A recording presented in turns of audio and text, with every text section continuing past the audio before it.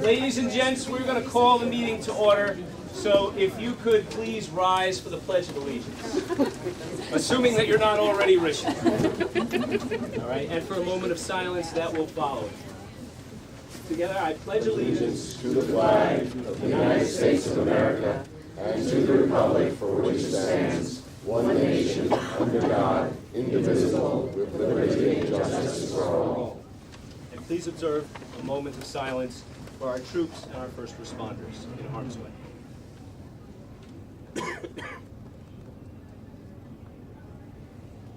Thank you. Okay, we'll begin with the roll call. We'll start on this side of the table with you, Jonathan. Jonathan Long, member at large, Vice Chairman. Peter Schlachtis, Chairman. I live in the town of Rockland. Robert Fleischer, member. I live in the town of Newcastle. I'm Mick Hartman, board member. I live in the town of Pelham, Village of Dan Krebin, Larchmont, the members of the board. Norma Drummond, Commissioner of Planning.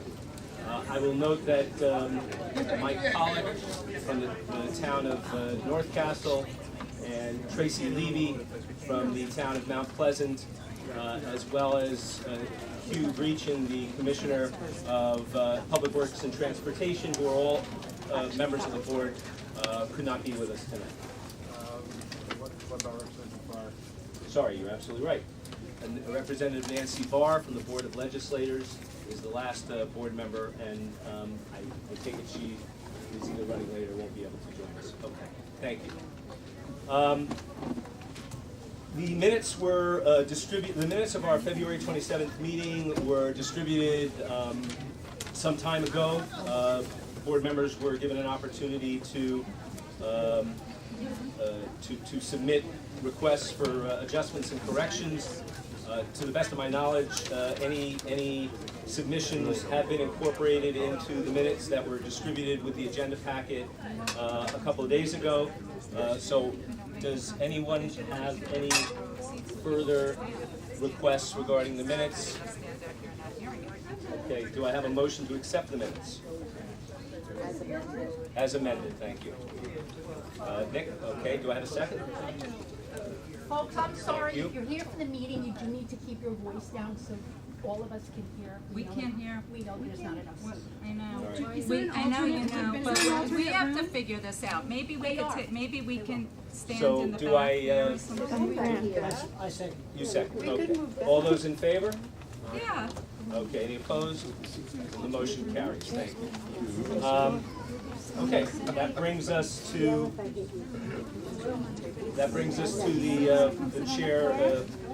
the chair's remarks. So, thank you for bearing with me for just a minute. I'll try to be brief.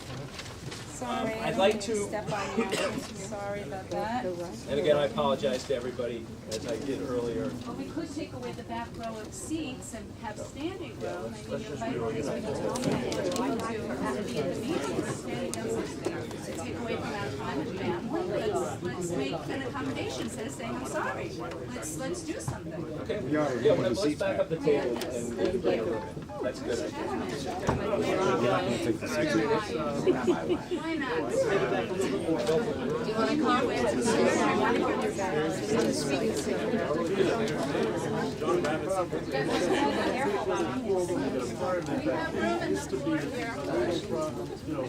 I understand that, but I'm going to leave that to the airport staff.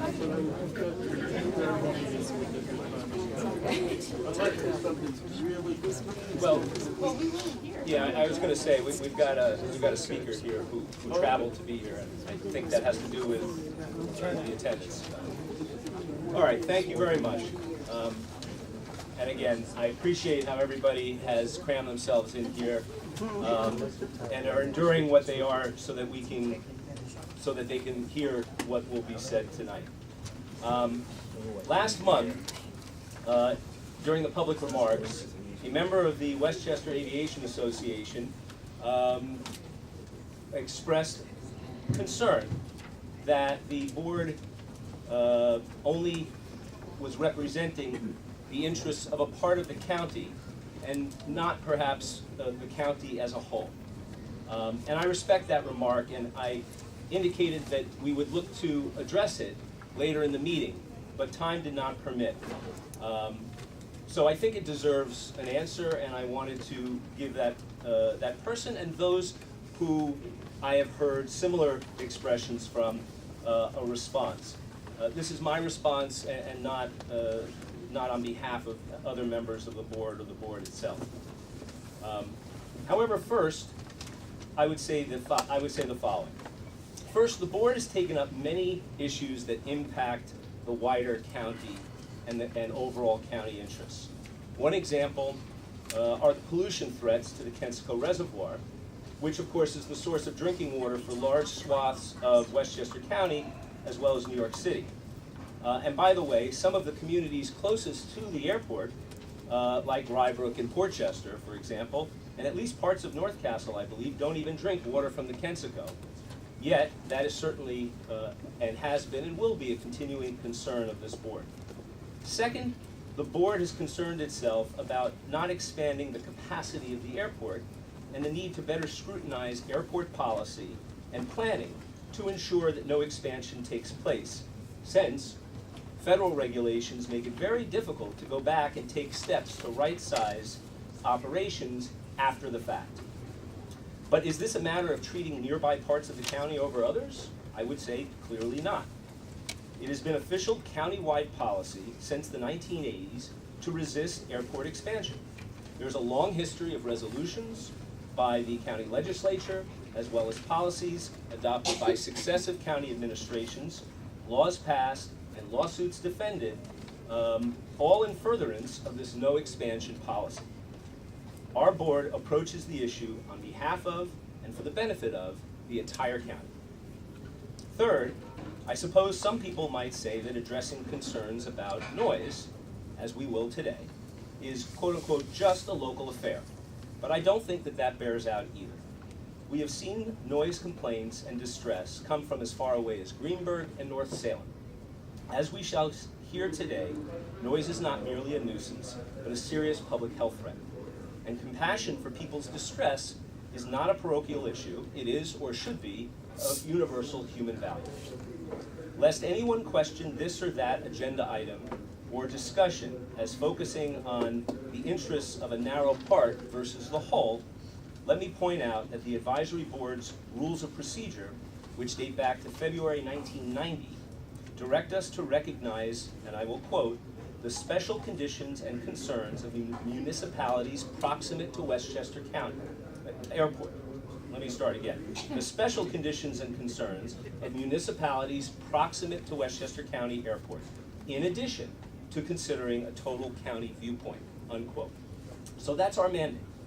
To this end, County Law Article 9, Section 277, establishing this board empowers us to report to the county government on, quote, all matters related to the county airport and to make recommendations to the county. So now, with that in mind, I thank the speaker for their perspective, and we can proceed. And I appreciate everybody's time. The next item on the agenda is actually our speaker, Dr. Arlene Bronzaft. Excuse me, I apologize. The next item on the agenda is the initial public comments.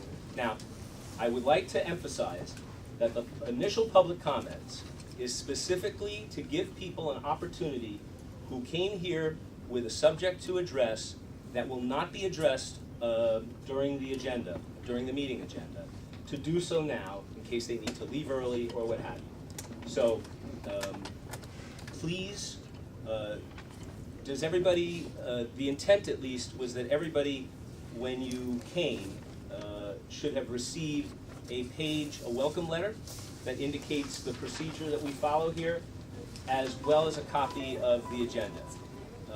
Is there anybody who did not receive those things? Why don't you just read the agenda? Yeah, okay. So in that case, I apologize. This is a new procedure for us, which we will get better at. Let me very quickly go over the agenda, and this way you can know whether it makes sense to address your public comments now or to wait until the appropriate time. Number one, we're going to have a speaker, Dr. Arlene Bronzap, to address the board on the public health dimension of aviation noise. Next, we will have the airport manager's report and our activity and noise monitoring reports. So, anything having to do with the scale of operations or noise should be addressed after our speaker or after the appropriate report. We will then go to the projects report having to do with construction and design projects at the airport. Then we will have subcommittee reports from our current subcommittees, which include public information, noise complaint system, the VRFF, or as it's referred to, the voluntary curfew resolution, our data subcommittee, and our finance subcommittee, which will address pending or contemplated changes to aircraft landing fees. Our old business includes a number of action items from last minutes, which I won't go over now, as well as an update on the master plan and on companies operating out of the airport. And then we will address internal issues that may include the time and location of future meetings. So, if you have public comments that go beyond the scope of that, then by all means, this is an opportunity to be heard, and we welcome you. Just please raise your hand, and I will pick probably one end of the room or the other and just go around. Or I might start in the center, for example. Please state your name. Yes, I'm sorry. Please state your name, and please state, if you could, the village or town you're from. And they're addressing the comments to you. Yes, and please address your comments to me as the chair of the board. One thing we are not in a position to do is encourage or really permit back and forth dialogue or debate amongst everybody here. It would just degenerate. So thank you. My name is Linda Lefkowitz. Welcome, I live Linda. in the city of Rye. And I'd just like to say to all the people, this is the first time I'm coming to one of these meetings. This is the first time I heard about it. And I think it's absolutely outrageous that the county is running a meeting like this in a small room like this without everybody knowing about it. I think something is definitely wrong. Well, obviously we knew about it. I think something's definitely wrong Please, let's let the here. speaker speak. And I'm sorry. Okay, thank you. I'm very upset. And I think that something needs to be done about it. Not next month, maybe, or next year. But I understand that this has been going on for a long, long time. And whether I live under the airport or I don't, has nothing to do with it. So, let's just let folks speak. I think it'd be helpful to understand how Ms. Lefkowitz hears about other county events, and perhaps that would help us promote this event better. So here's what I would suggest. Please leave, if you like, leave your contact information with Chris. And we would, this is Chris from the airport staff. And then those of us on the board who would like to follow up with you to maybe better address the issue can do so. Okay, and thank you. Anyone else? Yes. Thank you, Mr. Chairman. My name is John Ravitz. I'm the Executive Vice President and Chief Operating Officer for the Business Council of Westchester at 800 Westchester Avenue in Rye Brook, New York. I'd like to read officially into the record a letter that we have sent to Mr. Shalakis, and we'll have a copy for Chris to put in the record as well. Dear Mr. Shalakis, on behalf of the Business Council of Westchester and the Coalition for Westchester County Airport, I am raising an issue of deep concern we have with your role as chair of the Airport Advisory Council. It has come to our attention that recently you have been personally calling on residents at their homes in Rye Brook and perhaps other communities to solicit support for the Coalition to prevent the expansion of Westchester Airport. As its name makes clear, this organization is comprised of organizations, including the Citizens for a Responsible County Airport, founded and overseen by the Airport Advisory Vice Chair, Mr. Jonathan Wong, that there are in varying ways openly and assertively opposed to the operations of the airport. These groups are widely and not unnecessarily viewed as opponents to Westchester County Airport. While we recognize and accept the right of private citizens to pursue and express their personal opinions, to be involved in and support organizations of their choice, your active and open efforts to bolster the Coalition to prevent Westchester Airport expansion are in clear conflict with your role as a member and chair of the Airport Advisory Board. As an advocate for the positions of this group, you forfeit any pretense of neutrality on issues involving the airport, and in fact, you appear to be using your role with the advisory board as a platform to espouse and pursue the agenda of the opposition groups. Based on the above, we call on you to make a choice. End your activities with the coalition to prevent the expansion of Westchester Airport or any other opposition groups, or resign from the Airport Advisory Board effective immediately. The same lack of impartiality applies to Mr. Wang, who continues to play the leading role in organizing and espousing the agendas of the major airport opposition groups. As a result, we are also calling on Mr. Wang to resign from the Airport Advisory Board effective immediately. Thank you. Okay, thank you. I'll take any question, but I thought it was supposed to be directed to the chair.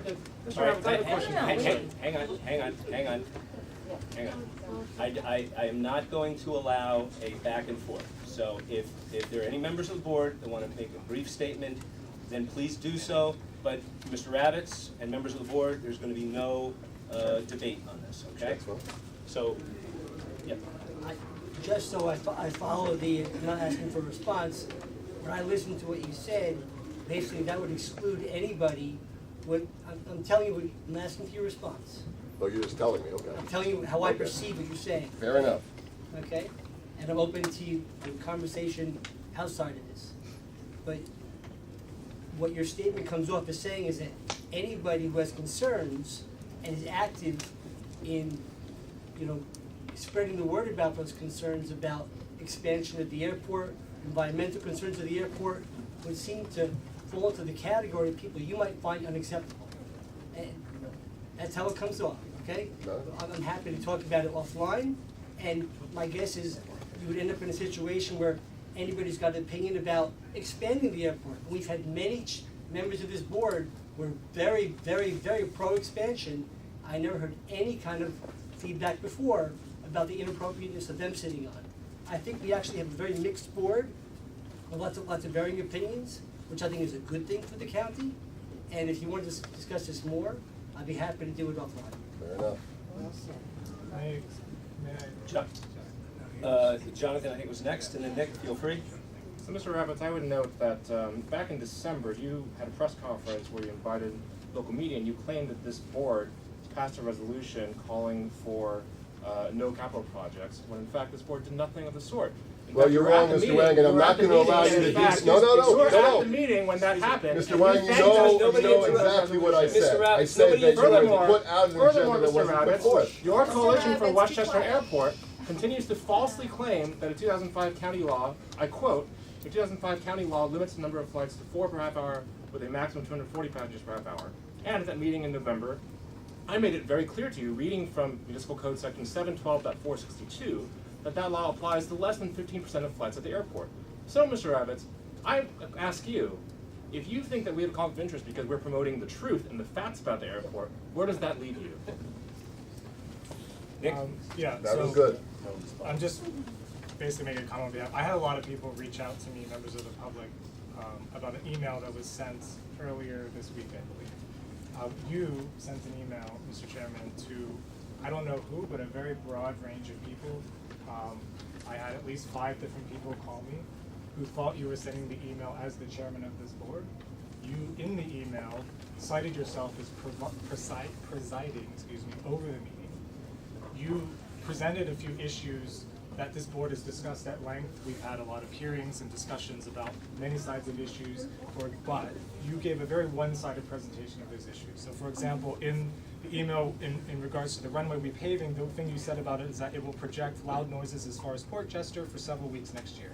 And the comment about the de-icing project, you said it will be linked to acrid odors coming from the airport. You did not at all represent any of the other views that have been presented here. You didn't say anything about any of the presentations we had at the board, the dialogue, etc. It appeared that you were trying to incite anger about the airport as a means to get people to come to this meeting.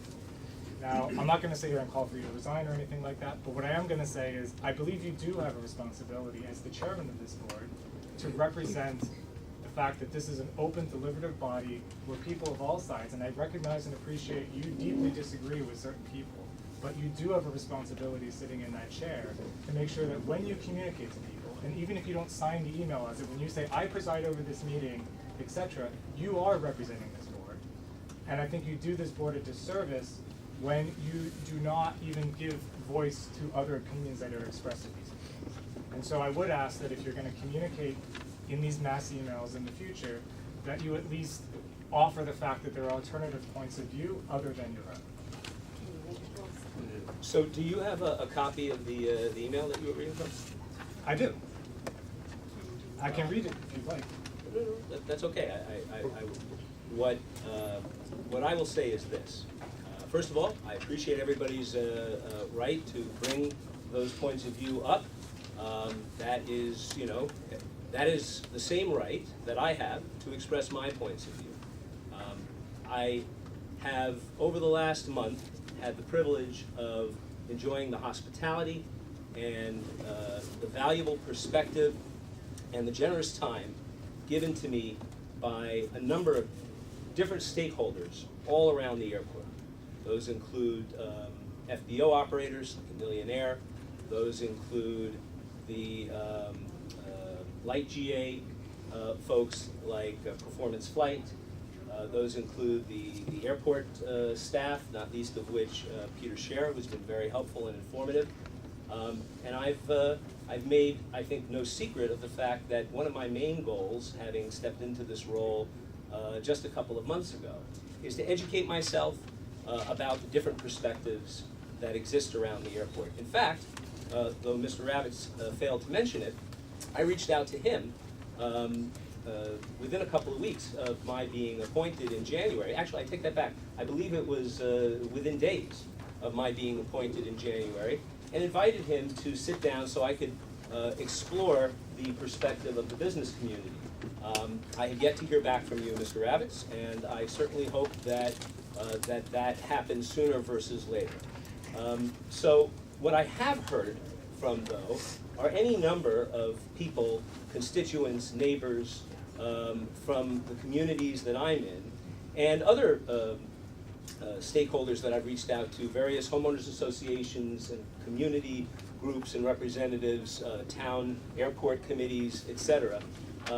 And I think that the sentiments expressed in my letter about simply why it's important to pay attention and engage and attend meetings to learn, which is essentially what I called for in the letter, was based on actual concerns that any number of constituents have represented to me. It has to do with odors that emanate from the de-icing, which, by the way, the de-icing project at the airport is intended to mitigate, and I want people to know what is being done so that they can come and understand that those odors should be diminishing based on the work at the airport, which is why I asked Commissioner Greachin to, at this meeting, present on the overall plan of the de-icing so that people could get a big sense of a picture of the progress that was being made, and so that they could be comforted by the fact that progress was being made that would address this issue, which is a real issue and one that's been, again, brought to my attention by any number of constituents. Likewise, at this airport, at prior meetings of this airport, it was made clear by the airport administration that the community south of the airport would be subject to acute noise situation. In fact, my understanding is that the runway repaving project was delayed for over a year so that the county could negotiate a timing of the repaving so that the incredible noise that they anticipated could happen during the day and not at night, as many of the airlines were supposed to be calling for. So again, the county did the right thing. They stood firm, and the end result is that yes, there's going to be noise, and people should, anticipate it and know about it. But also, they should understand that the county administration was working on their behalf, and accomplished, frankly, a very significant positive action with respect to None that. of this was in your email. No, what my email was saying was, But no, the issues were in my email. I didn't write a 10-page email because I don't think that's an effective way of communicating. What I think is an effective way of communicating is inviting people to engage so they can learn more about the issues that they have expressed concern over, and that's what I did. And I will leave it at that. Yeah, and the point though, just to be clear, was you didn't say any of that in the email, and I think the email should be put into the public record, given that you did represent yourself as a member and presiding over this board. And then the public can decide for themselves if they feel you were fairly representing the Can you issue. read it then? So I think so guys, if we have, what's that? I mean, I don't have a problem with, We'd like to hear. okay. Can I be recognized? This room is filled with people who came for a different purpose. And I am personally very concerned that issues of personnel have become publicly displayed in front of a group of people. And I question the motivation of bringing this up at this meeting and moving it forward. And I really would like to cut it short so you can move forward on the agenda. Okay. I'd like to get a quick sense of the board. All those in favor of moving forward with the agenda? Aye. Okay, so we're going to do that. Thank you. Excuse me, Nancy is here. Is there any chance we could all shift down a seat so that Nancy can join us? Thank you so much. You want the end or do you want to sit? Here we go. Pass Nancy's. No, if they're gonna actually move down. No, you got to come sit up here. Okay, so Rob, you're chairing the meeting. All right. How are you? You look good. All right, ladies and gentlemen, it is my pleasure to introduce our speaker, Dr. Arlene Bronzaft. Did I get that right? Yes. Okay. Yes. She's gonna stand. Dr. Bronzaft is a professor emerita of psychology at Lehman College and has served as an advisor to 5 New York City mayors as the chairperson of the Noise Committee of GrowNYC.org. She and her associates conducted 2 studies on the impacts of airport-related noise on the quality of life of residents living near airports in New York City. Dr. Bronzaft's seminal work establishing the adverse effects of elevated train noise on children's classroom learning in the 1970s led to the first citizen psychologist presidential citation by the American Psychological Association in 2018. This research, plus similar studies, resulted in the FAA funding noise abatement at schools throughout the United States that were exposed to aviation noise. Dr. Bronzaft comes to us fresh from a presentation at an aviation training academy, I believe. So I think it's fair to say that her expertise is recognized throughout the aviation sector, and we are thrilled to have her with us tonight. After her presentation of 10 to 15 minutes, we will take questions first from the board, as well as county officials and airport staff, and then for at least 15 minutes from the public, depending on time, as we have a full agenda.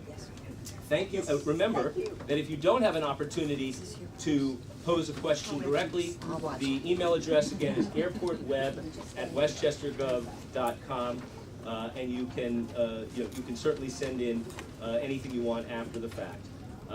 Thank you all in advance for remaining quiet and respectful throughout, so everyone can hear what's being said. Dr. Bronzaft. Thank you. Thank you. I must be a reasonable person since 5 different mayors appointed me to a position. So it's largely based on my research, my manner, I guess, of presenting the data, and also working together with people. I can tell you the Transit Authority was not thrilled when my study hit the press that demonstrated that children exposed to train noise were by the 6th grade nearly 1 year behind in reading. That was a dramatic finding and the first study of its kind, but of course my 8-year-old daughter said, "Mommy, what are you doing?" And I told her I wanted to know if noise in the classroom affected the child's learning. And my 8-year-old child said, "Mommy, how can children learn in a noisy class?" My daughter is now 52. And she knows this is my second talk in the last few days, and I do speak widely on this issue. And what she says is, "Mother, You've been talking about the impacts of noise on children, the impacts of noise, aircraft noise, on people's quality of life and health, and you're still doing it? She says, I don't think you've had much of an impact, Mother. So what I say to the people who I'm trying to convince, please listen to me if for no other reason than my young daughter can respect her mother. Yes, I've been at this a long time. And aviation noise is an issue, but as I said, even when the FAA abated the noise at the schools, they spent several $100 million to quiet schools throughout the country. I was very pleased that my first study did have an impact, and the other studies confirmed the findings. I don't know if the FAA really particularly liked me at that point, but I can tell you that a few years ago when the National Academy of Sciences was designated to participate in selecting a person to do the study to see if abating the noise, the children did better in the schools. Personally, I wouldn't have spent money on that kind of study. They had to appoint a committee to oversee this research, and I was named to that committee. And on that committee were people from the FAA, people from airports, and guess what? We all work together very well. So I tend to be a reasonable person. And I'm going to talk to you first of all about the impacts of noise on health. Now, I've been doing this for a long time and writing about this for a long time. But what's happened in the last few years is we've gotten more studies, more research to confirm the adverse effect. Now, we all know that loud sounds can affect hearing. So we know to protect our ears. Musicians had to learn that the hard way. So Pete Townsend of The Who loved his music, and so did many other people. But he suffered for that, and his hearing was impaired. So that even if you love your loud music, if you listen to it loud, you will lose your hearing. And I am pleased to say that the New York City Department of Environmental Protection, and you can go to its site, has developed a curriculum, and I worked with it, teaching children about the beauty of the good sounds and the dangers of noise. And the curriculum starts in the first grade and goes through high school. And that's online for anyone to access all over the world, so that people can learn that what they're doing when they're young can be quite harmful to the ears. So there, I don't think I have to convince anyone, unless there are still some rock stars that are not wearing earbuds. When it came to learning, I had to do this dramatic study, even though my 8-year-old thought it was obvious. But you had to have data to show that children in a classroom where a train was going by every 4.5 minutes, intruding at a high level of sound, could not hear what was being taught. Actually, 11% of classroom time was lost, and the teacher did not teach. And then she had to get the children back. So that study sort of nailed it. There was some other research at the time that showed that children living near a noisy environment probably were impaired. There was a study actually that said children reared in a home might have impaired cognitive development if it was noisy. But this study sort of hit home. It was an academic, peer-reviewed study, and I have to give thanks to the community and to the public officials and to the media that promoted these findings, so that a second study was done after the Transit Authority quieted the noise, put in resilient pads on the track. The Board of Ed put, look above you, acoustical ceilings in the classroom. And of course, a public official came to me and said, Dr. Bronzaf, we made these changes. Did it help? Well, what do you want to do? You want to guess? If the rooms were quiet, remember I compared the children on the noisy side to the quiet side of the building. Do you think the children got better? My daughter looked at me again.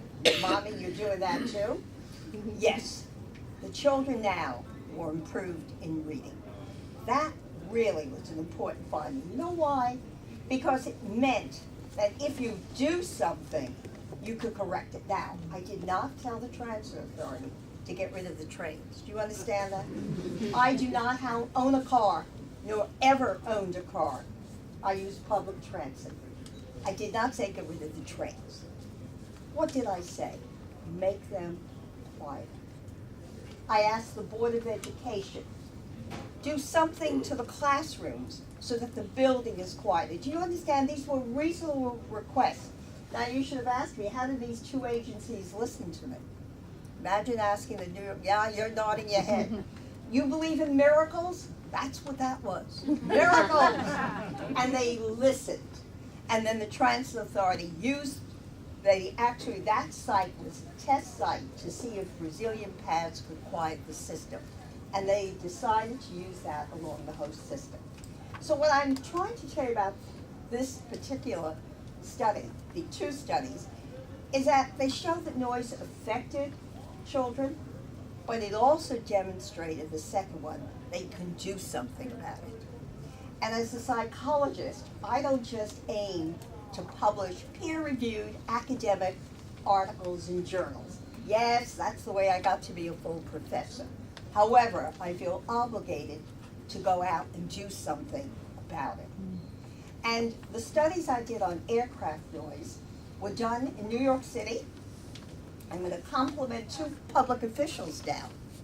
Former Borough President Molinari of Staten Island, who funded one of the studies, and Congressman Joe Crowley of Queens, who funded the other study.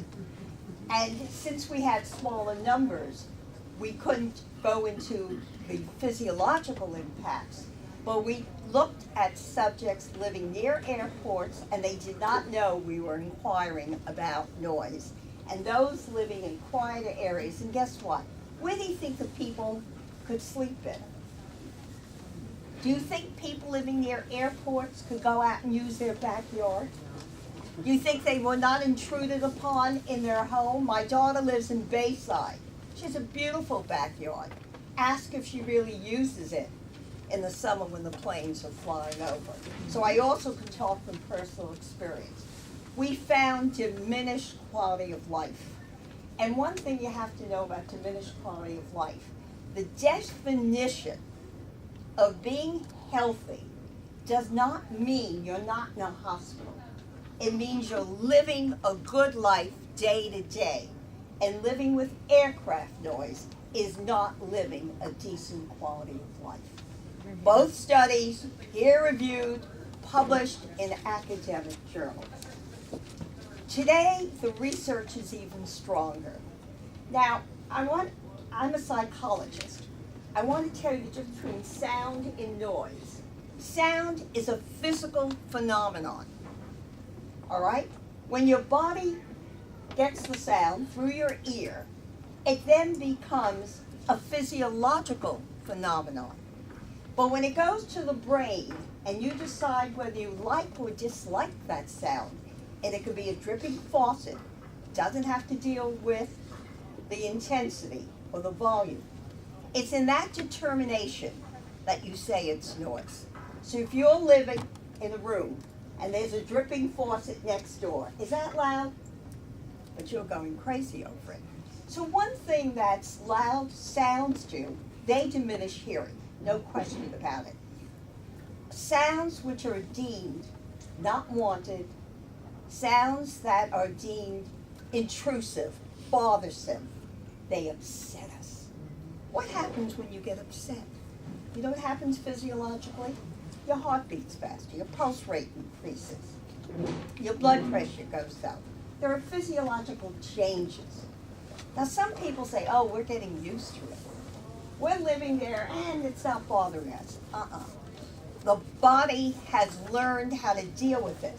But when your body deals with those sounds, you are being adversely impacted because the body needs periods of rest.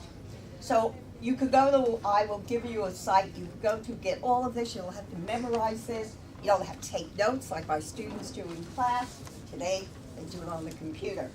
The studies have now shown, 2 major studies on millions of people, one funded at Harvard by the American government, which is rare, a second in Europe, that people that live near airports have increased risk to going to hospitals for cardiovascular disease. Yes. That is strong studies, one by Hansel, one by Domenici. That's strong data. And if you're older, you really have a problem. So the literature is replete now, demonstrating that noise, obviously, or loud sounds affect your ears, that children's learning can be diminished, that their cognition may not develop, nor language in a noisy home. And I've watched my 2.5-year-old grandson playing in the backyard, and he was playing, but every time a plane came over, it disrupted his play. He stopped and looked up. And here I am, knowing this thing so well, I had to watch him. I watched a baby trying to fall asleep while the plane came over. Every time the plane came over, the baby couldn't fall asleep. It impacts you physiologically. It causes harm. There's no question about that. Let's put that aside. I'll give you all the academic references so you'll have it and you can put on a shelf. We know that. So what is missing? What is missing is translating knowledge into policy, which is the title of the last paper I wrote. We have to move from knowledge to policy. How did the New York City Transit Authority, based on one study, correct the problem? Doesn't that sound miraculous? Maybe in the late 70s, we had more miracles than we do today. Today, we have the knowledge. We know what to do. It isn't the way that's missing. It's the will to do it. Now, with the Transit Authority, train noise, I'm an expert on. The Transit Authority did something very unusual after they disliked this person who demonstrated how noisy trains affected children's learning. Let me tell you, the New York Times gave me great coverage on this one. They asked me to be their consultant. Isn't that a little unusual? What do I know? Do I know how to stop noise? Do I know how to design? Yes, this psychologist was able to assist in the development of quiet traction motor. I understood that rail had to be smooth so that trains can go over the rails more readily. That wheels could not be flat because they would do this, make noise, and harm the structure of the system. They hired me not because they wanted me to tell them that noise is harmful. They wanted me to work with them on seeking solutions to quiet the system, which in the long run saves the system. If you have a car and it makes noise, you bring it into the shop. If a train is making noise, it means it's going to break down. And that's how I got to learn about transit noise. Now, it's the same with aviation noise. The FAA was wise enough to look at the literature and said, let's do something about the schools that are exposed to the noise. They spent several $100 million quieting those schools. That's not rocket science. I live on 79th Street, Manhattan. I have a bus that goes in front of my home. Don't you think I have double glazed windows? Don't you think that I have in some way protected myself? The other thing is, having been an advisor to TA, I'll let you in on a secret. I was able to suggest quieter buses, but not too many people could do that. The point I'm making, I would like to work with the FAA. I can tell you that in terms of an engine, I remember when Boeing proudly came up with a quieter engine, they called it the whisper jet. They were cognizant of that. I happen to be friendly with the grandson of Lindbergh, And Eric said, listening to Arlene, I'm convinced that noise of planes have to be quieter, and he's working on electric planes. That is, and he said that listening to me, he knows he was on the right track. So what I would like to be able to say to you is that it's not a matter of way. And in terms of cost, I told you that my suggestions to the TA didn't just result in a quieter system. It was cost effective. You want to talk costs? Look at the money we'll spend on medical costs. Look at the medical costs for all the people who are going into hospitals because of being exposed to aviation noise. Want to talk about costs? If children are a year behind in reading, that's called educational costs. So I would talk costs. And my name for the FAA, it's not the Federal Aviation Administration, it's Friends of Airlines and Airports. Page One of the Times would heartily endorse that statement as they spoke to Boeing's errors in this design of their 738 MAX. So I fly, I use planes, I use trains. What I'm saying is that we have enough knowledge to be able to look at the routing, how are they being routed, to look at the time, to look at the way they're being structured. And then I'm going to leave you with two very key things. The President of the United States is bothered by aircraft noise. Imagine, he never asked for my advice. Understand that. The point is, he has a lawsuit over 10 years because the planes fly over Mar-a-Lago. So you think he ran for president because he wanted to build a hotel in Moscow? I'll tell you why he ran. He ran so the planes will no longer fly over Mar-a-Lago. When he's there, no planes. So imagine if we could do it. Now I'll leave you with another funny one. Because humor, if I didn't bring humor to this, how could I work in this field for 40 years? I know people have just come in and are fighting it for a couple of years, and they're so angry. Do you hear anger from my mouth? Do I sound angry? Yeah. I get a little frustrated. But somebody said, what was the best president we had with respect to noise? Come on, I'm going to throw it out to you. Who started EPA? Richard Nixon. You know. He started EPA. He passed the Noise Control Act, which, by the way, there's a law in this country giving us all the rights to some peace and quiet. But if laws are not enforced, they're not worth the paper they're written on. And if we do not abide by the law, one law, then it gives us license not to abide by other laws. He gave us the Clean Air Act. He set up EPA. In EPA, there was the Office of Noise Abatement and Control. But he did something else, Richard Nixon. He appointed two excellent men the first one was William Ruckelshaus, and the second was Russell Train, and I'm going to read to you what Russell Train said about aviation rules. No, EPA could not control aviation noise, but they could criticize it. They can say do something about it. Now, on a little facetious note, how come Nixon cared so much about clean air, about noise, about EPA? Do you ever get a clue? Do you ever figure out why? Does anyone venture a guess? Tape recordings. No, he did this all earlier. Okay, I'm going to let you in on something. It's a little facetious. Part of it, though, is true. Richard Nixon's daughter was my student. Interesting, right? All the psychology she learned, guess where? My class. So I say facetiously, he was, by the way, he was an attorney then, practicing law in New York City. So I say facetiously, the reporters love this.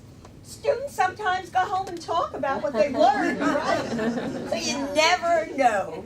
And yes, it was a small class, and I did know her quite well. So I'm saying, maybe you never know who you influence. Just There's gonna be someone here that might got influence. But I really think that you should hear from a former EPA head, Russell Train, who died, I think, about 4 or 5 years ago. If you go to the New York Times, there'll be an obit. Russell Train was speaking at a meeting in 1976, and he was talking about aviation noise, right? Now, I want you to read the title of what he said about aviation noise. Let's get on with the job. Let's get on with the job. Isn't that amazing? And I'm going to just, because I think he said it so well. He said, the present situation does little more than protect the interest of the short-term land speculators, because they were talking about aircraft and land. It does not protect the interest of the general public, the homeowner, the community at large, or the taxpayer. Most assuredly, it does not promote the long-term interest of the nation in a healthy, vigorous air transport system. We really know what needs to be done. We have simply lacked the will to do it. Let's get on with the job.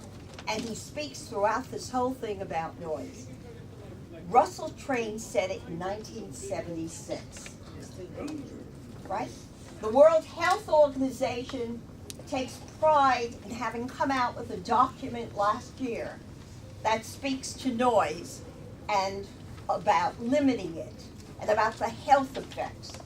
I will ask you to go back to the days when EPA was functioning and look at the literature, which I have in my house, which I think they've destroyed in Washington, but I have their booklets.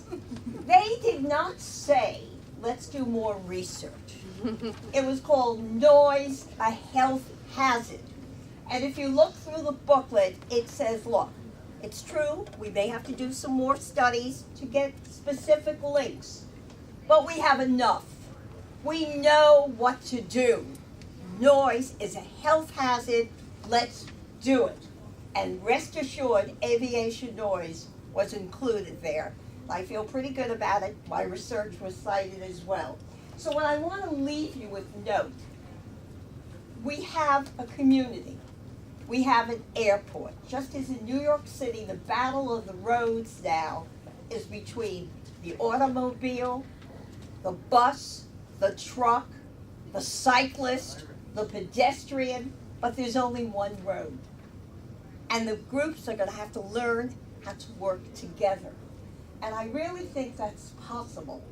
But I don't think we need more research. I think there's enough, and I'm an academic. Remember, if it weren't for research, I couldn't get promoted, right? I say there's enough. Sit down, let's talk about it, and let's come up with solutions where a community can exist side by side with an airport, and both will be functioning well.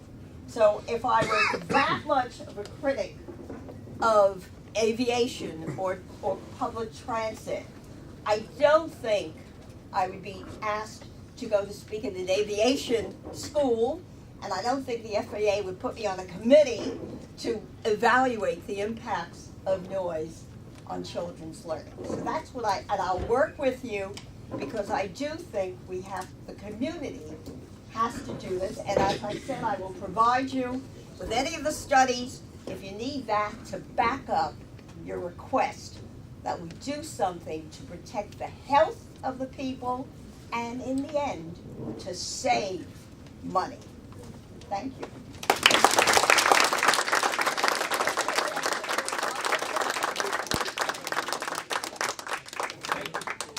Thank you very much, Dr. Bronzett. Per our agenda, I want to first give an opportunity for the members of the board, as well as other county officials and airport staff, to direct questions to Dr. Bronzett. So, what's that? Well, no. So anybody in that group like to start off with any questions before we open it up to the public? Sorry? Yes, our questions first. So, Nick? Yeah, sure. Thank you very much. I really appreciate that. When I found out you were coming, I read some of the articles that you've written, I watched some YouTube videos, so. I thank the media for promoting this issue. So I'm very impressed by the things that you did. So you're absolutely right about, the FAA has concerns about certain aspects of aviation noise. One of the things the FAA does, and kind of a two-part question I have for you here, one of the things the FAA does is define a sort of buffer around airports to basically say, look, airports are noisy, noise is bad, for the very reasons that you cited. And sort of defining areas which the FAA and the federal government define as not suitable for residential development because it's noisy and for all of the reasons you described. It's not good for children, it's not good for families, it's not good for schools, etc. There has been a problem a little bit in Westchester where, like most areas, zoning is not decided by the federal government. The federal government can say, you really shouldn't build here, but it's up to local villages and communities. There's been a number of examples where those local villages and communities have said, well, this developer is saying they want to build a bunch of houses, and that might mean a lot of tax revenue for us. Maybe we don't pay attention to that recommendation to not build houses there, and we issue zoning variances to build houses. And there's been cases, and the county cites some of these very specifically, where against the recommendation of the federal government, against the recommendation of the county, local villages in Westchester have said, you know what, you want to build a bunch of houses there? Great, it's good, more tax revenue for us, let's do it. My question then is this. One, how do we better educate local village councils, zoning boards, etc., on the issues you talk about? Because clearly, everything you're saying is accurate. That's a problem if we're allowing people to build in areas that are marked as you shouldn't build here, because we do need these buffers between noisy areas like airports and local communities. The second question I have is that given everything you've talked about, given the recommendations of the federal government to say you really shouldn't build here, do you believe there should be disclosures made when such properties are transacted or sold to basically disclose the fact that this property is actually in an area that was recommended to not be habitable for residential purposes? If I buy a property that has well contamination, I need to be told. If I buy a property that has lead paint, I need to be told. Based on everything you told us today, it seems very reasonable to say, if I buy a property that was built in an area where multiple government authorities said, don't build there, it's too noisy because it's next to the airport, I should probably know that. So A, what do you think the villages should do, and B, should it be disclosed as part of a legal disclosure? All right, now you're asking the person whose husband was an attorney and 3 children are attorneys. So, it gets very legal. Here's the interesting thing. Very often people say the buildings came after the airport was there. So they should have known there was an airport. So how come they put up the buildings there? And so the airport people rightfully say, hey, you knew it was, you built it, you shouldn't have in the first place. That's not a very good answer, because sometimes the airport was really very small at the beginning and then expanded. So when you purchased that home, you knew, wait. Yeah, but the point is, Let her finish. So sometimes that happens. So the builders say, it shouldn't have been. So that has to be resolved. In terms of putting up, let's say, as you said, putting up buildings that are going to be near the airport, so you already know that it's noisy. You're saying that it's rated because of the traffic. I understand the point you're making, but what I'm talking about is recommendations made on the way the airport was at the time. Right. So it was already measured as being above the levels recommended for development. It wasn't that it grew into that. All right, but let's also look at the other point. Knowledge has been improved. One of the things we've learned about airport noise levels is we once tolerated them at a higher point. The United States still uses 65 dB as the critical point of the impact. It shouldn't be. It's set too high. It was set too low. While it is true that builders should have been more honest, as you're saying, and saying, hey, it's just like when my daughter bought a house in Bayside. I saw the plane above, and I said, wait a second. And the person who was selling it, the realtor, said, oh, that's rare.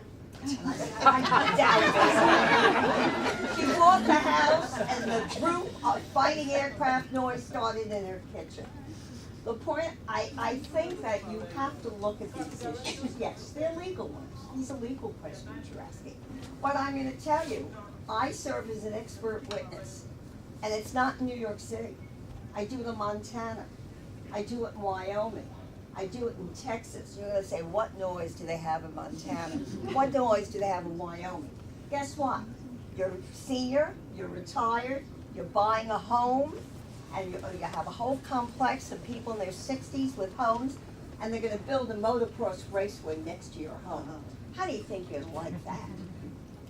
Right, and just You one see- last one. But that, you see, they do, but we yeah. stopped it. Yeah, but the question, if a home was built inside the 65 decibel level, which as you say is already very loud, and the Yes. airport was measured at that level when the home was built, do you believe, my question is, do you believe that should be disclosed when a Oh, property yeah, is built? in terms of disclosure, I said, a husband, an attorney, and 3 children. I mean, you know, yes, honesty should prevail, but that doesn't mean, look, they also said the school was built after the trains started. So that could have, you could have used the same way. Hey, the school knew there was an elevated train structure there, why did you build the school there? That would have been an awful position to take. Instead, I said, why don't we try to resolve it by making the trains quieter? So that even if it weren't disclosed, as it should have been, that doesn't mean you can't remedy it. The TA said, hey, we were there first, so why did you build the school there? They didn't. They said they're going to quiet their trains. So I think you gotta be, you know, you gotta approach this. You understand errors were made, yes, as you're saying. Disclosure should have been, but they weren't. That doesn't mean you can't resolve the problem. Thank you. Other questions, Jonathan? John. Thank you, Dr. Rose, that's very helpful.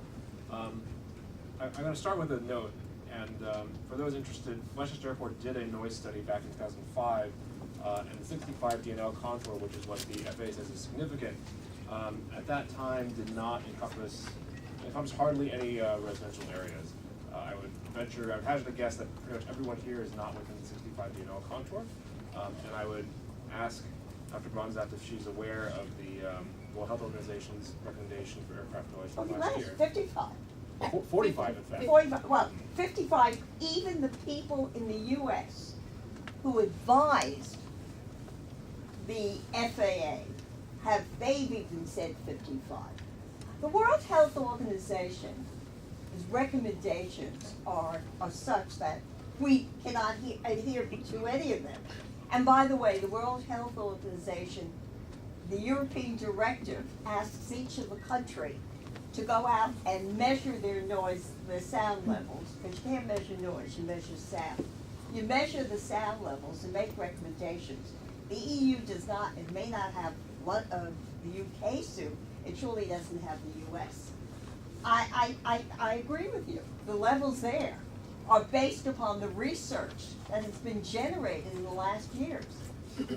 Our government has essentially destroyed the Office of Noise Containment. That was done by Ronald Reagan. So you know when that was done, 1981. I do not discriminate by party. Following Reagan, we had the Bushes. We had Clinton, who by the way, has hearing impairment. We had Barack Obama. Did any of them do anything to remedy the situation? And today, don't even ask what EPA is like. I know the one person who works at EPA who has some knowledge of noise. One person. I will not give you her name, and I do not call her at the office. Just privately at home. So, yes. Did you want to continue? The World Health Organization has stated it. We're not adhering to it. Okay. Go. Nancy. Thank you. Thank you so much. So, one of the things that we've run into here, when we've talked about how can we abate the noise, or how can we sort of encourage people to adhere to the voluntary curfew, and basically, you know, the answer is always, well, it is only voluntary.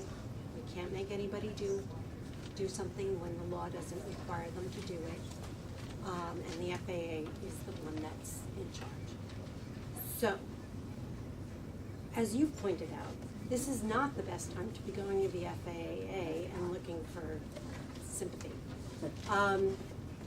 So what sort of thing would you recommend? Well, I know in Florida, the local authority imposed restrictions, and I'll get, that reference for you, and did it without the FAA. I mean, you still have some authority, just as the Port Authority of New York and New Jersey has some authority also. Have you done Part 150 stuff? Did you do Part 150s? Do you have schools near the airport? Yes. Are they impacted? Yes. Have they asked for the money? Are they within the 65 DNL? Unfortunately, I can't change the law. They're not. None of them are? I don't think so. You don't know? None are within know. 65 days. Did they apply? Did they actually go as far as asking for funding for abatement? Do you, all right. Yes. They did? They did go? No, we're pointing out that there's a community, there's a college, a SUNY college, that may well be within the 65. All right, Vaughn College, it's the interesting thing I found out here. I'm speaking to an aviation college, and they thanked me. I said, what are you thanking me about? They said, your study. We qualified for the funding from the FAA to widen our college. I said, I can't believe the irony of that their own college teaching aeronautics had to be quieted so they wouldn't hear the plane for the warning. I'm shocked. So I got a big thank you. I was really welcome to that college. I think what you should do is sit down. Look, do they have monitors? Yes, we You have have 20. monitors. We have 20. Do you know the data? Have you Yes. looked at the data? Yes, we've got years and years worth of data in the system. And It depends where you are, but none of, with the exception of the 2 monitors that are literally on the airport fence, pretty much in every case, the community noise is louder than the aircraft noise. all right. Okay, now the other thing, there's legislation now suggesting that it drop to 55. That's part of the, all right? So legislation. And by the way, Congresswoman Lowy, your congresswoman, she was the one that years ago initiated legislation to refund ONET, which is being carried on now by Representative Maine and other people. So I think, you should really look at the legislation. If I asked you to produce this data, you would show me I'd be able to get the data from you? Yeah, I can look at the data to see where the monitors are placed and where the homes are? Well, I think the data is available from the county, but there have been some concerns over how the monitors are placed and whether they're fully functioning. One of the issues has been belief that the monitors might be placed near busy roadways and not in quiet residential areas. There's also concern that we know that the system often fails to identify noise and aircraft noise. Basically assumes that, Chris, I've given you many examples of that. The system basically assumes the system assumes that any aircraft for more than a certain distance from a monitor cannot possibly create a noise event, and so it excludes all of those as aircraft noise and counts as community noise instead. Well, you know what's happening now. I don't know if you're familiar with the research that's been going on, not just here in New York at NYU, but also around the nation. The world is a computer world now. It's changed. It's computers. We don't need the FAA and their monitors. We're putting up sensors in New York City that not only tells us how loud it is, but will identify the source of those sounds. And we're even going to go a step further. We're going to try to put into people's hands in their homes apps that can identify. So you see, the world has really changed. And I know a little more about this than I should. My grandson works for Google. So here am I. I have to know what algorithms are. I mean, really? Okay, so what I'm saying, today, we are at the brink of equipping people in their homes with equipment that can assess where the sound is coming from and how loud. When I did my study on aircraft noise, I had to put a noise meter in an individual's home. And the FAA was upset, well, you didn't study enough homes. Well, it's expensive to put equipment in each home, but it gave us a pretty good idea. We were able to identify when and how loud the planes were. So I think in the future, we're reaching a point where that will not be a problem. We'll know the source and we'll know how loud. And it should be in the hands of the people who are living near the airports. Yes. Thank you, Rob. In terms of the averaging, you know, I know in my community, if you walk outside into somebody's backyard, well, there's not a plane going over, or the wind is coming from the north, and the planes aren't approaching over our community, you can probably get like a DVA reading of somewhere like in the mid-30s. And then when the planes come over, you might get one, you know, in the upper 50s, in the lower 60s, you know, because our community is about 6 to 10 miles away from the airport. And one of the things that I've noticed and that hits me is that it's not just the average, but it's the Single incident. It's a single incident. For the amplitude between the quiet and the loud and the quiet and loud. My grandson should have been asked to speak instead of me. He's 13. He gets awakened at 5:39 by one plane. The DBA, LDN, is not the way to go. LDN, DBA. One single incident of waking this child at 5:39 in the morning, that's enough. That's enough. Amen. So what we really need to do, what you're asking for, is a change in how we analyze the impacts. Obviously, we have set the LDN too high. We have ignored the single incidents. All you need is one coming in at 11:30 or midnight. So we have not done this correctly. That we can now take this on nationally.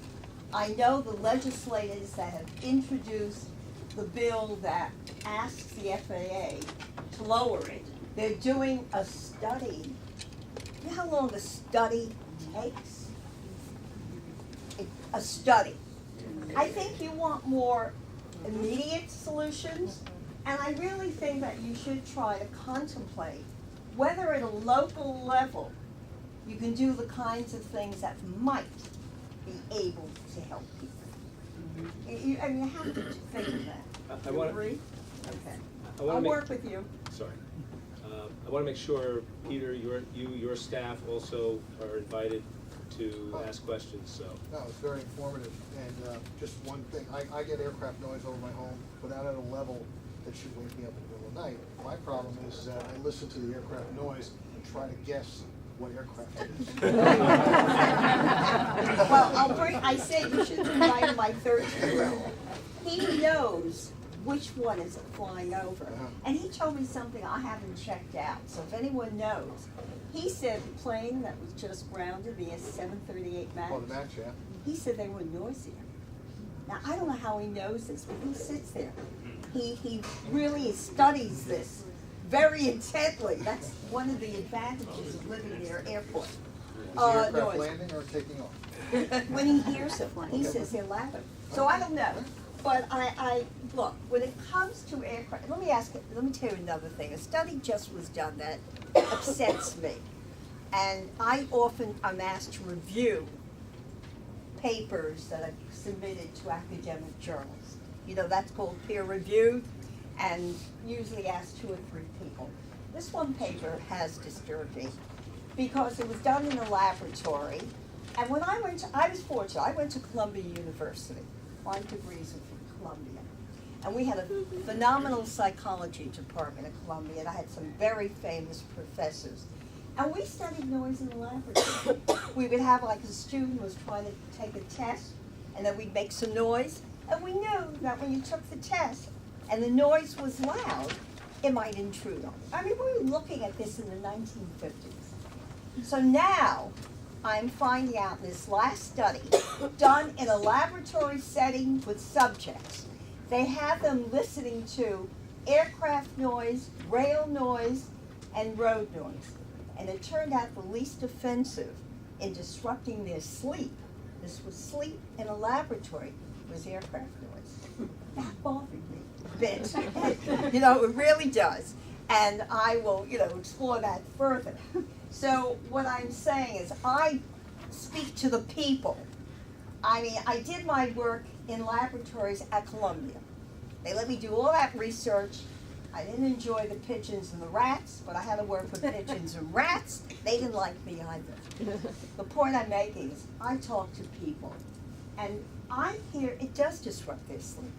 I hear it does disrupt their quality of life. Yes, my son-in-law likes to go out in the backyard. He likes to do his steaks out there. He passes it to us in the house through the bottom of the window because we're not sitting out there. So I think what you should explore is what you could do at a local level, if that's possible. That has to be explored. Look at the data. Recognize the times are changing. The people are now going to have in their hands. If you go into a restaurant now and you think it's too loud, just type in sound print, get the app, and you'll know exactly how loud that restaurant is. The world has changed, and you will have that data to help you. And at the national level, you have, I know this isn't a climate nationally, but you have to work with your Congress people to try to get them to push harder on this. You really do. Don't give up, because if I took your position after I found out that the children were a year behind in reading, who in the right mind would ever think of going to the Transit Authority and saying, hey, would you please quiet the train? I mean, really, that took chutzpah, if you understand that word. And they agreed. They chose that school at which to study it. So I think you will come up with solutions. I promise I'll work with you. I don't live that far away. Actually, I taught at Lehman College, and coming up here, I went really just past Lehman. So I was traveling quite north from New York. Thank you very much. Thank you. Would you mind 2 or 3, at least, because I did promise Oh, a few please, minutes for the please, public. But please. okay, so look, we're only going to be, I apologize in advance. I'm going to be arbitrary here, and I've tried to keep track of who had their hands up earliest as the best way. I'm going to ask that, you know, again, please take advantage of our email, airportweb@westchestergov.com, and while I can't speak for Dr. Bronzap, who, by the way, was gracious enough to, she is here pro bono, to address us today, and we can't thank her enough. Don't tell my daughter. My daughter, the attorney, says mom. Okay, so we got I promise, don't tell her. 1, 2, 3. Go ahead. And then we'll be. Hi, Dr. Bronzap. And then we'll see what time it is. We'll see what time it is. So you mentioned earlier that there was a Florida airport that had the same issues as we did, and perhaps, I'm not sure. Find out. I was hoping if you knew which airport that was, because perhaps we can replicate that model. I'm gonna check it and Okay. get back. I will Thank find you. out. Sorry, could we get your name and Lauren Levin, from? Newcastle. Thank you. Okay. Go. Hi, Dr. Bronzoff. My name is Ivy Poole. I'm a town board member from the town of Newcastle. Thank you so much for coming tonight. This was really fantastic. I actually had some prepared marks I wanted to read into the record, but I'm going to toss them out because I just wanted to underline the reason that I'm here tonight is because so many constituents in our community are coming to us on the town board all the time trying to ask for our assistance on this matter. And I wanted to come tonight to make the point that you so eloquently made, which is let's get it done. Let's stop debating. Let's stop debating the noise. You know, our community was happy to hear that the county wanted to invest in noise monitors, and we're happy to have them placed around the community. On the other hand, the data, how are we going to use we're the data? tired of debating whether there's a noise issue. We live under the flight patterns. I agree. These go over our ball fields, they go over our schools, they go over our hiking trails and our parks. And we no longer need to debate whether this is an issue. We want to stop talking about noise, and if there's a problem, we know there's a problem, we want to start talking about solutions. And so I was so grateful to have you articulate that tonight and to hear the things you said. Say it's not a matter of way, we know it. Right. It's will. It's will. And you know, on behalf of the town of Newcastle, we have the will, and we want to work with the Airport Advisory Board. You know, I think we need to dig deeper into the data so that we not only know the noise data, but we're also able to analyze things like altitude, runway usage, things like the private aviation, the flights, the aviation fleet themselves. We want to be able to unpack all of that data. We've asked that that be included in the county's master plan RFP, and we hope that this board will join us in making that request. You know, we also want to, in addition to, you know, the local issues and what can we do locally, look into things like, you know, the landing fees issue. Why are the landing fees here lower than they are elsewhere? Perhaps there's fueling fees that we could also be thinking about implementing locally that might have some impact on the usage. And, you know, to Legislator Barr's point earlier, you know, this voluntary curfew, it hasn't worked. There's no teeth behind it. And we need this to be a mandatory curfew. And so this board and the county and all of the towns and villages that are impacted by this noise, we need to start advocating with the FAA to make that a mandatory curfew as soon as possible. So, you know, I don't have all the answers. I know that this board knows a whole heck of a lot more than I do, and you guys don't have all the answers, but like, the time is now to stop debating about noise and start solutioning this issue.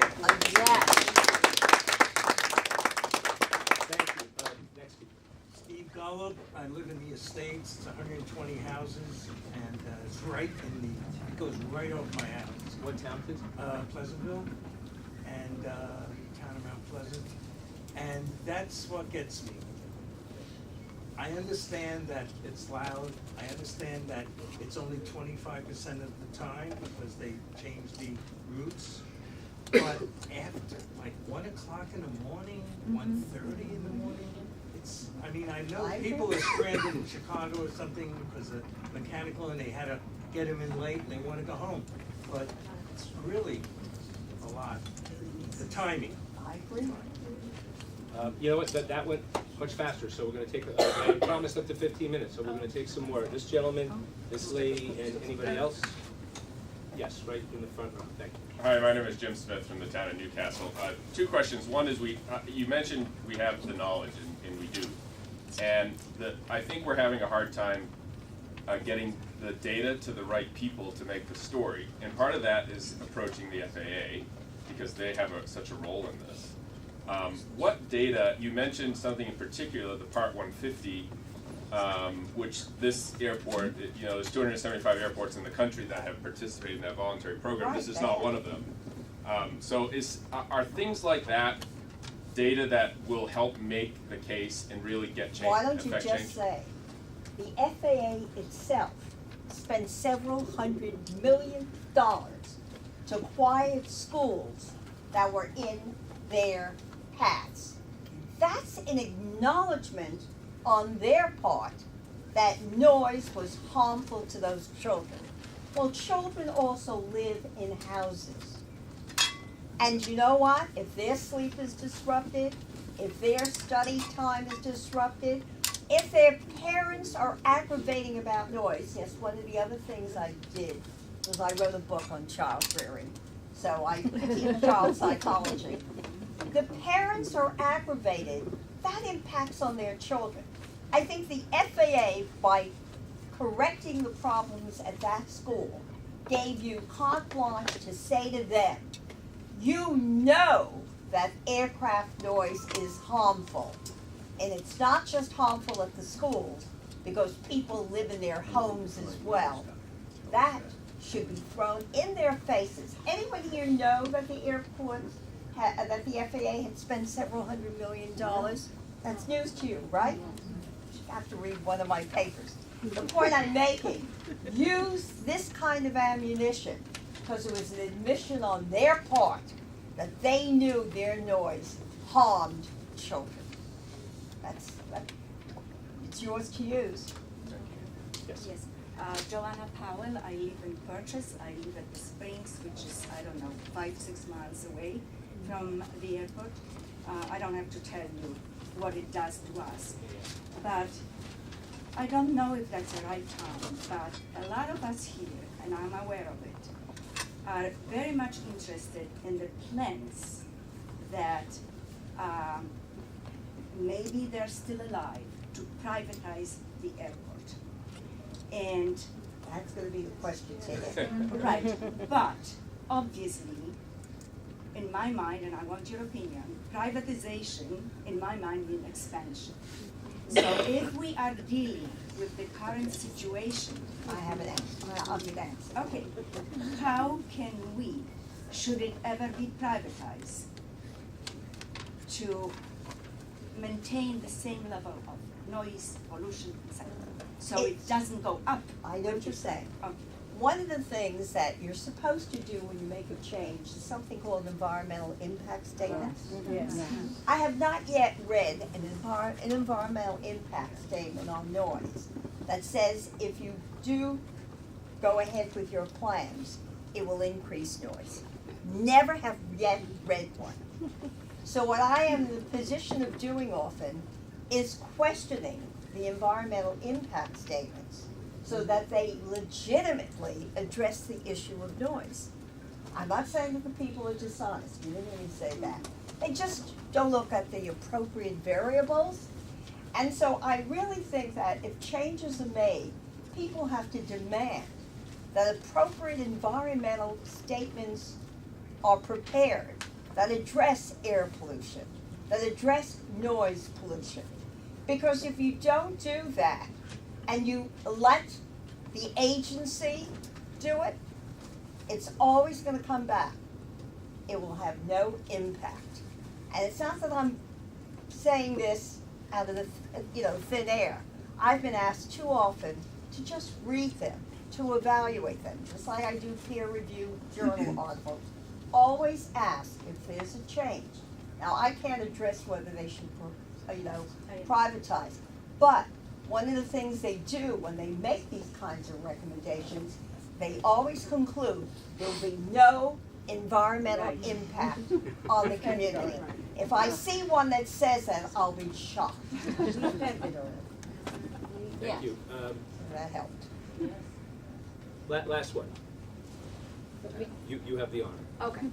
Well, just talking about Sorry, please share your name. Oh, my name's Rachel, and I live in Belfair, which is literally right icon at the airport. But so like 2 weeks ago, there was a kind of an offensive odor. I'm sure Peter would agree with me about that. Where like the whole neighborhood was kind of like up in arms. What is that odor? What is that odor? So and it was a Saturday, so I couldn't call the town. So I called the police department, and I said, there's a terrible odor in the development. What is that? And he says, well, are you new to the development? I said, no, I lived here for 9 years. He said, oh, because if you were new, I would have told you it's jet fuel, which sort of stunned me that that they just accepted like, oh, we know you smell jet fuel over there. It turned out it was like mulch or I'm not sure, but it was not but so talking about the environmental and the pollution, and I know it's been discussed in some of the meetings, and I'm not sure where it falls and how it's been tested and whether it's been tested, but I do feel in the 9 years that I have lived here that the noise has gotten the planes are way louder, more frequent, and the pollution is much more offensive. And it's a concern. I mean, I have children. I have children in the elementary school. There are studies on that. Yeah. Actually, the 2 papers I did on aircraft noise, I didn't complete it. It was air pollution and aircraft noise. Yeah. So my co-author is one of the top people in the field of air pollution. And the article that will be coming out in an encyclopedia shortly is dealing with air pollution. And I do the noise, she does the air pollution, but the data are plentiful there too. So I can refer those articles, yes. It's coming out in an encyclopedia shortly. Okay. Thank you so much.